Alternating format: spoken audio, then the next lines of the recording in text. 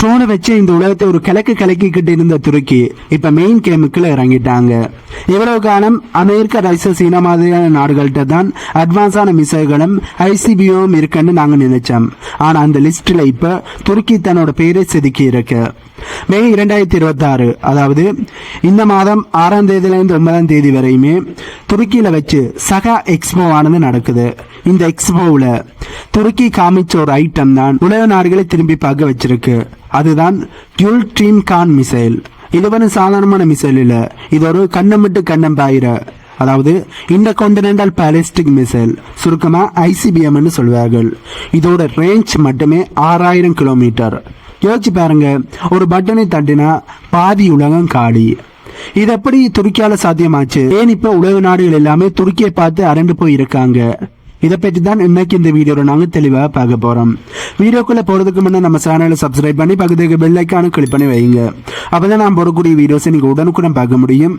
வாங்க போய் வீடியோக்குள்ளே போகலாம். முதல்ல இந்த யுல்ட்ரீம் கான் மிசைலோட பவரை பற்றி பார்ப்போம். துருக்கி இதுவரைக்கும் தயாரித்ததில் இதுதான் ரொம்ப பெருசு. இதில் முக்கியமான மேட்டர் என்னன்னா, இது ஒரு லிக்விட் பியூல் மிசைல், அதாவது திரவ எரிபொருள் மூலமாக இயங்குது. இதன் முக்கியமான கேள்வி எழும்பும், ஏன் உலக நாடுகள் இந்த மிசைலை திரும்பி பார்த்திருக்கிறார்கள் என்ற கேள்வி உங்களுக்கு எழும்பும். ஏனென்றா இதோட வேகம் ஹைப்பர்சோனிக் வேகத்தை விட அதிகம். ஒளியோட வேகத்தை விட 5 மடங்கு ஸ்பீட்ல இதனால போக முடியும். எதிரி நாட்டோட ரேடார்ல இது புள்ளி மாதிரி கூட தெரியாது. எதிரி நாடுகள் சுதாரிச்சுக்கிட்டு தங்களுடைய ஏர் டிஃபென்ஸ் சிஸ்டங்களை ஆக்டிவேட் பண்றதுக்குள்ளேயே இது போய் தன்னுடைய வேலையை கச்சிதமா முடிச்சிடும். இதுல மொத்தமா 4 இன்ஜின் இருக்கு. இந்த 4 இன்ஜினின் சேர்த்து கொடுக்கிற த்ரெட்ஸ் தான் இந்த மிசைலை 6000 கிலோமீட்டர் வரைக்குமே கொண்டு போகுது. உண்மை சொல்ல போனா இது ஒரு மிரட்டலான மிசைல். சரி, துருக்கி சைட்ல இருந்து காட்சிப்படுத்த இந்த யுல்ட்ரீம் கான் மிசைல் தான் பெரிய ஆளுன்னு பார்த்தா அதுக்கு தமிழ் மாதிரி ஒருத்தரையும் துருக்கி சைட்ல இருந்து கிளம்புறக்கி இருக்காங்க. அவன் தான் டைப்பான் பிளாக் போ. இவன் கொஞ்சம் குட்டியான ஆள், அதாவது யுல்ட்ரீம் கான் மிசைலோட ஒப்பிடும்போது குட்டியான ஆள். ஒரு 10 மீட்டர் நீளம் தான் இருப்பான். ஆனா இவனோட பலம் இதோட மொபிலிட்டி தான். அதாவது இந்த மிசைலோட பவரே இதோட மொபிலிட்டி தான். ஒரு 8 பெரிய லாரியில ஏத்துக்கிட்டு எங்க வேணாலும் அசால்ட்டா கொண்டு போயிடலாம். ஒரு இடத்துல நின்று மிசைலை ஏவிட்டு அடுத்த 5 நிமிஷத்துல அந்த இடத்தை விட்டு எஸ்கேப் ஆயிடலாம். இதனால எதிரி நாடுகள் வான்வழி தாக்குதல் நடத்தினா கூட இந்த வண்டியை கண்டுபிடிக்கிறது கஷ்டம். இது முழுக்க துருக்கியோட சொந்த தயாரிப்பு. ஒரு சின்ன ஸ்க்ரூ கூட வெளிநாட்டில் இருந்து வாங்கல, தங்களுடைய ஓனான டெக்னாலஜியை பயன்படுத்தி ஓனான மேனுபேக்சரிங்கை பயன்படுத்தி தான் இதனை உருவாக்கி இருக்கிறார்கள். அந்த அளவுக்கு துருக்கி இப்ப பவர்ஃபுல்லா மாறிட்டாங்க. சரி, இப்ப நாங்க ஒரு முக்கியமான விஷயத்துக்கு வருவோம். துருக்கியோட நேட்டோ நாடு, ஆனா இவங்க இப்ப சொந்தமா ஐசிபிஎம் வச்சிருக்கிறது மற்ற நேட்டோ நாடுகளுக்கு, குறிப்பா ஐரோப்பிய நாடுகளுக்கு பெரிய ஒரு தலைவலியா அமைஞ்சிருக்கு. ஏனென்றா துருக்கிக்கும் கிரீஸ் போன்ற நாடுகளுக்கும் இடையில எப்பவுமே ஒரு சின்ன புகைச்சலானது இருந்துகிட்டே இருக்கு. துருக்கியும் கிரீஸும் எதிரி நாடுகள். இப்ப துருக்கி கிட்ட இவ்வளவு பெரிய ஒப்பனானது இருக்கும்போது மற்ற நாடுகள் துருக்கி கிட்ட பேசும்போது ஒரு பயத்தோட தான் பேசுவாங்க. அமெரிக்கா இதற்கு மேலோட்டமா ஒண்ணுமே சொல்லாமல் இதனை கடந்து போகிற மாதிரி நடிச்சாலும் உள்ளுக்குள்ள அவங்களுக்கு பயங்கரமான கடுப்பானது இருக்கு. ஏன்னா நேட்டோக்குள்ளேயே இவ்வளவு பலமான ஒரு நாடு வர்றது அமெரிக்காவோட பாஸ், அதாவது அமெரிக்கா தான் பவர்ஃபுல்லான நாடுன்ற வேலைக்கு ஆப்பு வைக்கிற மாதிரி இருக்கு. ஏன்னா நேட்டோன்னு எடுத்து பார்த்தாலே நேட்டோட மிக பவர்ஃபுல்லான நாடுண்டா அது அமெரிக்கா தான். அமெரிக்காவுக்கு அடுத்து இந்த நாட்டோடையே பவர்ஃபுல்லான ராணுவத்தை வைத்திருக்கிற நாடென்றால் அது துருக்கி. இப்படி இருக்கையில துருக்கிட்டு ஐசிபிஎமானது இருப்பது அமெரிக்காவுக்கு மிகப்பெரிய ஒரு கலக்கத்தையும் எரிச்சலும் ஏற்படுத்தும். இதே நேரத்தில் துருக்கிட்ட இப்படி ஒரு ஐசிபிஎம் இருப்பது ரஷ்யாவுக்கு ஒரு செக் வச்ச மாதிரி தான். பட் இப்ப துருக்கி மிகப்பெரிய ஒரு சூப்பர் பவரா மாறிக்கிட்டு இருக்காங்க என்பதுதான் உண்மை. பட் இந்த 2026 நிறைய சூப்பர் பவரை உருவாக்கிக்கிட்டு இருக்கு. ஒன்று ஈரான் சூப்பர் பவரா மாறிட்டாங்க. அமெரிக்காவிலேயே ஈரானை தோக்கடிக்க முடியாம அமெரிக்காக்கே கண்ணில் விரலை விட்டு ஆட்டி ஈரான் சூப்பர் பவரா மாறிட்டார்கள். இப்படி இருக்கையில ஐசிபிஎம் மிசைலை கண்டுபிடிச்சு இப்ப துருக்கியின் சூப்பர் பவர் லிஸ்டில் ஆட் ஆவதுக்கு தயாராகி கொண்டு இருக்கிறார்கள். சரி, அமெரிக்கா இதற்கு எதிராக என்ன செய்வாங்கன்னு கேள்வி கண்டிப்பா உங்களுக்கு எழும்பும். இதுதான் இப்ப உலக அரசியல இருக்கிற ஆச்சரியமான கேள்வியும் கூட. துருக்கி மாதிரி ஒரு நேட்டோ நாடு அமெரிக்கா கடங்காம சொந்தமா ஐசிபிஎம் தயாரிக்கிறதை அமெரிக்கா சும்மா வேடிக்கை பார்க்க மாட்டார்கள். அவங்க எடுக்க போற, அதாவது அமெரிக்கா இப்ப துருக்கிக்கு எதிராக என்னென்ன மூக்களை என்னென்ன நடவடிக்கையை செய்யலாம் என்பதை பற்றி தான் இப்ப பார்க்க போறோம். அதுல முக்கியமா 5 நடவடிக்கைகளை அமெரிக்கா துருக்கிக்கு எதிராக செய்யக்கூடிய வாய்ப்புகள் இருக்கு. அது என்னென்ன என்பதை ஒவ்வொன்றாக நாங்கள் தெளிவா பார்ப்போம். முதலாவது சாங்ஷன் கேமை அமெரிக்கா பிளே பண்றது, அதாவது துருக்கிக்கு எதிராக காஸ்டா தடைகளை போடுறது. அமெரிக்காவுக்கு ஒரு பழக்கம் இருக்கு, தங்களுக்கு பிடிக்காத ஒரு நாடு ஆயுத ரீதியா வளர்ந்தா உடனேயே காஸ்டா, அதாவது countering American advisories Dhoot sanction act அப்படிங்கிற சட்டத்தை வச்சு பொருளாதார தடைகளை போடுவார்கள். ஏற்கனவே துருக்கி ரஷ்யா கிட்ட இருந்து S-400 ஏர் டிஃபென்ஸ் சிஸ்டத்தை வாங்கினதுக்கு அமெரிக்கா துருக்கிக்கு F-35 போர் விமானங்களை கொடுக்காம கட் பண்ணிட்டாங்க. இப்போ துருக்கி ICBM கண்டுபிடிச்சிருக்கிறார்கள். இந்த ICBM மேட்டருக்காண்டி இன்னுமே கடுமையான பொருளாதார தடைகளை துருக்கிக்கு எதிராக போட்டு துருக்கியோட பண மதிப்பை இறக்குவதற்கு அமெரிக்கா ட்ரை பண்ணுவார்கள். இரண்டாவது, டெக்னாலஜி பிளாக்கெட்டை அமெரிக்கா போடுவதற்கான நடவடிக்கையில் ஈடுபடுவார்கள். கியூல் ட்ரீம்கான் மிசைல், அதாவது இந்த ICBM மிசைல் முழுக்க முழுக்க துருக்கி தயாரிப்புன்னு சொன்னாலும் சில சென்சார்களா இருக்கட்டும், சிப்புகளா இருக்கட்டும், இந்த தொழில்நுட்பங்களுக்காண்டி சில மேற்குள்ள நாடுகளை துருக்கி சார்ந்திருக்கக்கூடிய வாய்ப்புகள் இருக்கு. அமெரிக்க தரப்புல இருந்து தங்களுடைய நட்பு நாடுகளான ஐரோப்பிய நாடுகளுக்கு ஒரு ஓடரி போடுவார்கள். இதனால் ஐரோப்பிய நாடுகள் துருக்கிக்கு எந்த ஒரு சிப்புகளா இருக்கணும், சென்சாரா இருக்கணும், கைட்டேக்கா இருக்கட்டும், அதனை கொடுப்பதற்கு தடைகளை போடுவார்கள். இதனால துருக்கியால அடுத்த கட்ட மாடல்களை தயாரிக்க முடியாமல் முடக்க பார்ப்பாங்க. அடுத்ததாக அமெரிக்கா செய்யக்கூடியது ப்ராக்ஸி நாடுகள் மூலமா செக் வைக்கிறது. துருக்கிக்கு எப்பவுமே ஆகாத ஒரு நாடுன்னா அது கிரீஸ் தான். அமெரிக்கா இப்ப என்ன பண்ணுவாங்கன்னா, கிரீஸ் நாட்டுக்கு அதிநவீனமான ஆயுதங்களையும் மிசைல்களையும் ஏர் டிஃபென்ஸ் சிஸ்டங்களையும் வாரி வழங்குவார்கள். நீ ICBM வச்சிருந்தா என்ன, நாங்க அதை நடுவானிலே சுட்டு வளர்த்துற டெக்னாலஜி உன் எதிரிக்கு தருவோம் அப்படின்னு துருக்கியை சிண்டி பார்ப்பார்கள். துருக்கிக்கு ஒரு செக்கை வைக்கிற நடவடிக்கையில் அமெரிக்கா ஈடுபடுவார்கள்.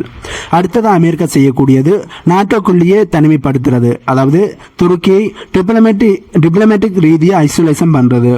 துருக்கி ஒரு பொறுப்பில்லாத நாடு, அவங்க கிட்ட ICBM இருக்கிறது, மற்ற ஐரோப்பிய நாடுகளுக்கு ஆபத்து அப்படின்னு ஒரு கதையை கட்டிவிட ஆரம்பிப்பார்கள், கிளப்பிவிட ஆரம்பிப்பார்கள். நேட்டோ கூட்டமைப்புக்குள்ளேயே துருக்கி ஒரு ஓரமா உட்கார வைக்க அமெரிக்கா ட்ரை பண்ணுவார்கள். மற்ற நாடுகள் துருக்கி கூட வச்சிருக்கிற ராணுவ உறவை துண்டிக்க அமெரிக்கா அழுத்தம் கொடுப்பார்கள். பொருளாதார ரீதியான உறவுகளையும் துண்டிப்பதற்கான அழுத்தத்தை கொடுக்க ஆரம்பிப்பார்கள்.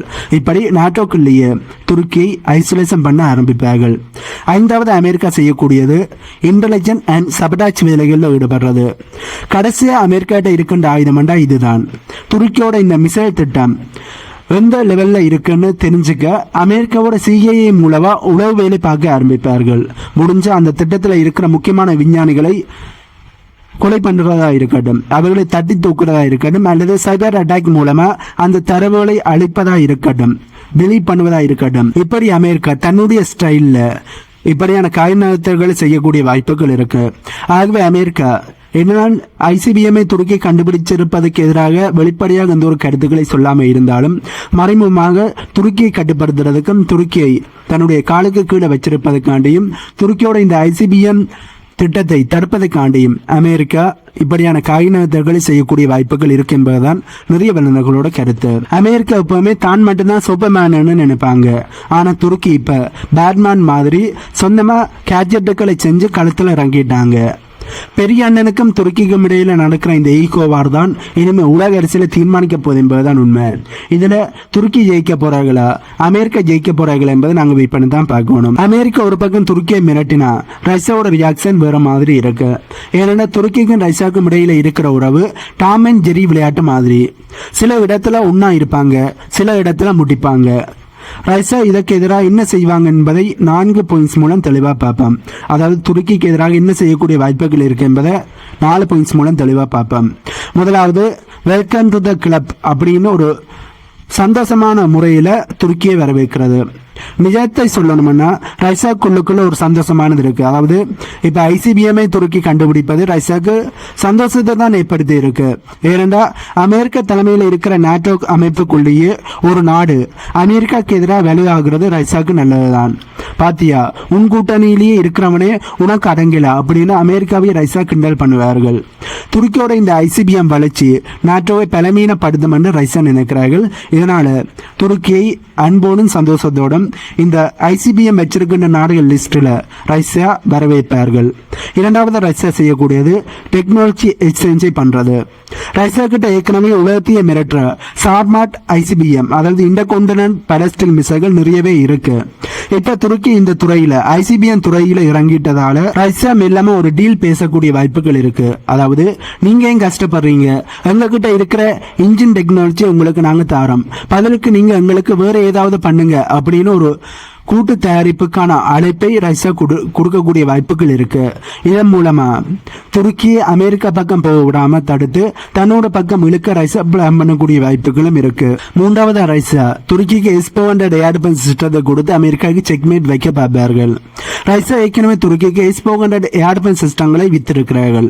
இப்ப துருக்கி கிட்ட சொந்தமா மிசைல் இருக்கிறதால, ICBM மிசைல் இருக்கிறதால ரஷ்யா என்ன சொல்வாங்கன்னா, உங்ககிட்ட மிசைல்கள் இருக்கு, ஆனா மற்றவங்க லான்ச் பண்ணின மிசைல்களை தடுக்கின்ற டிஃபென்ஸ் சிஸ்டம் தான் உங்களுக்கு வேணும்னு சொல்லி இன்னும் அதிகமான பாதுகாப்பு கருவிகளை, அதாவது ஏர் டிஃபென்ஸ் சிஸ்டங்களை துருக்கிக்கு ரஷ்யா விற்க பார்ப்பார்கள்.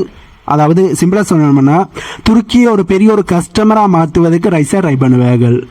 நான்காவது ரஷ்யா எல்லையில மிகப்பெரிய ஒரு கவனத்தை செலுத்துவார்கள். அதாவது துருக்கிக்கும் ரஷ்யாவுக்கும் இடையிலான இல்லையில மிகப்பெரிய ஒரு கவனத்தை ரஷ்யா செலுத்த ஆரம்பிப்பார்கள். ஏனென்றா ரஷ்யா ஒரு விஷயத்தில் உஷாரா இருப்பாங்க. துருக்கிக்கும் ரஷ்யாவுக்கும் கருங்கடல்ல ஒரு பெரிய ஒரு போட்டியானது இருக்கு. அது மட்டும் இல்லாம துருக்கி நாட்டோட மெம்பராக இருக்கிற ஒரு நாடு. துருக்கிட்ட 6000 கிலோமீட்டர் ரேஞ்ச் போகக்கூடிய ஒரு மிசைல் இருக்கனாலும் அது மாஸ்கோவை மட்டும் என்பதுதான் உண்மை. அதாவது இந்த மிசைலை பயன்படுத்தி மாஸ்கோவையும் துருக்கியால் அட்டாக் பண்ண முடியும். இதனால ரஷ்யா தரப்புல இந்த துருக்கி கிட்ட இந்த ICBM மிசைல் எங்களை நோக்கி திரும்பாதுன்னு நாங்க நம்புறோம் என்று சொல்லி ரஷ்யா தரப்புல இந்த துருக்கிட்ட சொன்னாலும், அப்படி ஒரு பக்கம் சிரிச்சுக்கிட்டே சொன்னாலும், இன்னொரு பக்கம் துருக்கியோட எல்லை ஓரத்துல தங்களோட ரேடார்களை இன்னுமே ரஷ்யா ரொம்ப ஸ்ட்ராங்காக அமைக்க ஆரம்பிப்பார்கள், நிலைநிறுத்த ஆரம்பிப்பார்கள். ஏனென்றா துருக்கி நாட்டோட மெம்பராக இருக்கிற நாடு. வெப்பவனான துருக்கி ரஷ்யாவுக்கு எதிராக களத்தில் இறங்கக்கூடிய வாய்ப்புகள் இருக்கு. ஆகவே ரஷ்யா எப்பவுமே சாணக்கியன் மாதிரி தான் செயல்படுவார்கள். அமெரிக்காவை கடுப்பேற்ற துருக்கியை பாராட்டுவார்கள். ஆனா அதே சமயம் துருக்கி தனக்கு மேல வாழ்ந்துவிடக் கூடாதுங்கிறதுலயும் ரஷ்யா கண்ணும் கருத்துமா இருப்பாங்க. மொத்தத்துல ரஷ்யாக்கு இது ஒரு டபுள் கேம் ஆடுறதுக்கான ஒரு சூப்பரான சான்ஸாகத்தான் இருக்கு. இந்த சான்ஸை ரஷ்யா கண்டிப்பாக தவற விட மாட்டார்கள் என்பதுதான் நிறைய வல்லுநர்களோட கருத்து. ஆகவே இப்ப நாங்க இந்த வீடியோட கடைசி பகுதிக்கு வந்துட்டோம். துருக்கி இப்ப வெறும் ஆயுதங்களை மட்டும் செஞ்சு காட்டல, அவங்க இப்போ ஒரு மெசேஜையும் சொல்றாங்க. நாங்க இனி யாரையும் நம்பி இல்ல, எங்களோட பாதுகாப்பு எங்க கையில தான் என்று கெத்தா நிக்கிறாங்க துருக்கி. 2026 வருஷம் துருக்கிக்கு ஒரு மிகப்பெரிய ஒரு திருப்பு முனைன்னு தான் சொல்லணும். இந்த யூல்டிங்கான் ICBM மிசைல் உலக அரசியலை எப்படி மாற்ற போகுது என்பதை நாங்க பொறுத்து தான் பார்க்கணும். நீங்க என்ன நினைக்கிறீங்க? துருக்கி இந்த அளவுக்கு வளர்ந்தது மற்ற நாடுகளுக்கு ஆபத்தா, இல்லை இது அவங்க நாட்டினுடைய பாதுகாப்புக்காண்டி அவங்க செய்த ஒரு தந்திரமா? இதை பற்றி உங்களுடைய கருத்துக்களை கீழே கமெண்ட்ல சொல்லுங்க. பட் துருக்கி இப்ப ICBM மிசைலை கண்டுபிடிச்சிருப்பது துருக்கியை சூப்பர் பவர் என்ற லிஸ்டில் ஆட் பண்ண போகுது என்பதுதான் நிறைய வல்லுநர்களோட கருத்து. ஆகவே இந்த வீடியோல நான் சொன்ன தகவல்கள் உங்களுக்கு புதிதாக இருந்திருக்குமான்னு நம்புறேன். இந்த தகவல்கள் உங்களுக்கு புதிதாக இருந்தா இந்த வீடியோக்கு லைக் பண்ணி நம்ம சேனலை சப்ஸ்கிரைப் பண்ணி பக்கத்துக்கு பெல் ஐக்கானும் கிளிக் பண்ணி வைங்க. அப்பதான் நான் போடக்கூடிய வீடியோஸ் நீங்க உடனுக்குடன் பார்க்க முடியும். இன்னும் ஒரு புதிதான தகவல்கள் அடங்கிய புதிய வீடியோவில் உங்களை நான் மீட் பண்றேன்.